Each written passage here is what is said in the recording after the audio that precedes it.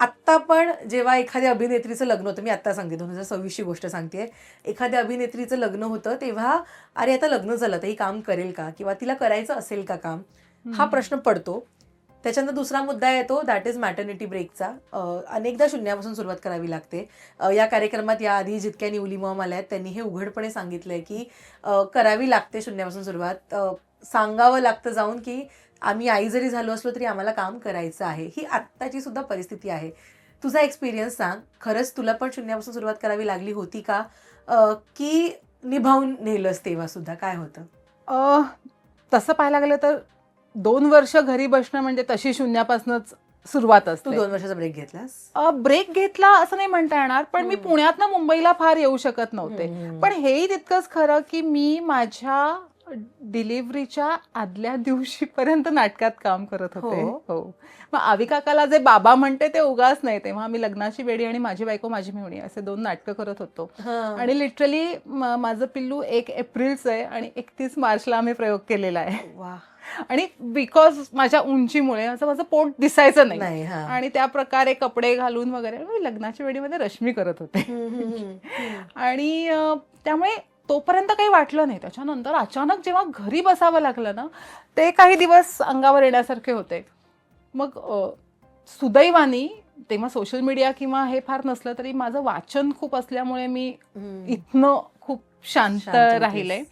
आणि शून्यापासून सुरुवात होती, पण मी आतताईपणा नाही केला. म्हणजे मला मिळेल ते वाटेल ते असं काम तेव्हाही मी नाही केलं. म्हणजे त्या बाबतीत मी नवऱ्यालाही थँक्यू म्हणते की मला काम करावं ही गरज माझी फक्त मानसिक होती.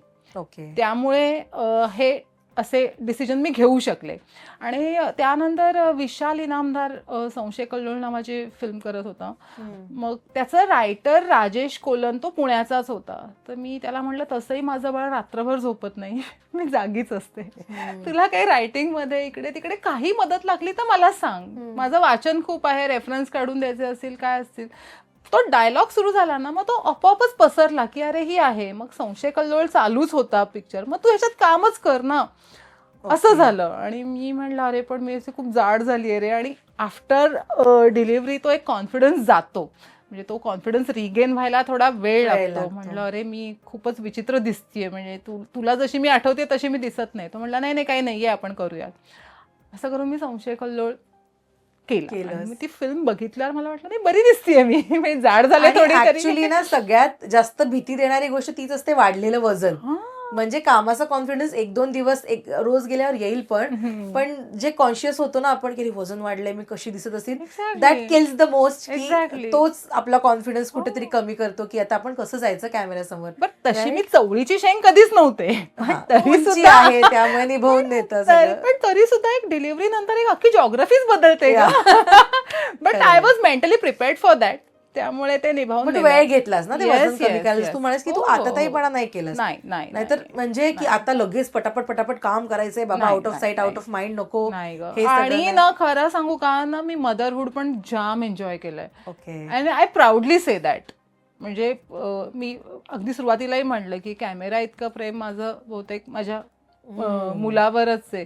तर मी तेही खूप एन्जॉय केलंय. आणि असं आहे ना ग, त्याही मोमेंट्स आयुष्यात एकदा बघायच्या असतात, एकदा जगायच्या असतात. आणि ते मिस झाले की त्याचा रिटेकही नसतो.